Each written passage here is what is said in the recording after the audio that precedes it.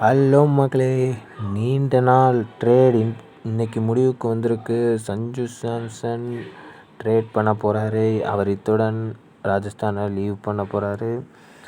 எந்த டீமுக்கு ட்ரேட் பண்ண போகிறாருன்னு பார்த்தீங்கன்னா கேகேஆர் கொல்கத்தா நைட் ரைடர்ஸ்க்கு ட்ரேட் பண்ண போகிறாரு. இது கன்ஃபார்ம் நியூஸ் தான் நினைக்கிறேன். ஏன்னா ஏற்கனவே சிஎஸ்கே கேகேஆர் போட்டி போயிட்டுருந்துச்சு. இந்த வாட்டி கேகேஆர் கன்ஃபர்மேஷன் பண்ணிட்டாங்க. இது ஒரு பிளேயர் டு பிளேயர்னு சொல்லியாச்சு. ரொம்ப நாளாக அந்த டாக் போயிட்டுருந்துச்சு. ஆனால் இன்றைக்கி தான் இது கன்ஃபார்ம் ஆகிருக்கு. இவர் கேகேஆருக்கு கன்ஃபார்ம் ட்ரேட் பண்ண போகிறாரு. இந்த நியூஸ் இன்னும் கொஞ்சம் நாளில் வந்துடும். இது முழுக்க பிளேயர் டு பிளேயர் ட்ரேடு தான் நினைக்கிறேன். இது என்னென்ன பார்த்தீங்கன்னா பிளேயர் பார்த்தீங்கன்னா ரமன்தீப், ரகுவன்ஷி இவங்க 2 பேர்த்தையும் கேகேஆர் விட்டுட்டு சாம்சனை வாங்க போகிறாங்க. யங்ஸ்டரான ரகுவன்ஷி சூப்பர் பிளேயர். ஆர்ஆரோட டிமாண்டுக்கு இவர் ஏற்ற பிளேயர் தான். நல்ல ஒரு மிடில் ஆர்டர் பேட்ஸ்மேனு ஆர்ஆருக்கு கிடைக்கிறாங்க. அதே போல் ஒரு ஆல்ரவுண்டரான ரமன்தீப்பும் ஆர்ஆருக்கு போகிறாரு.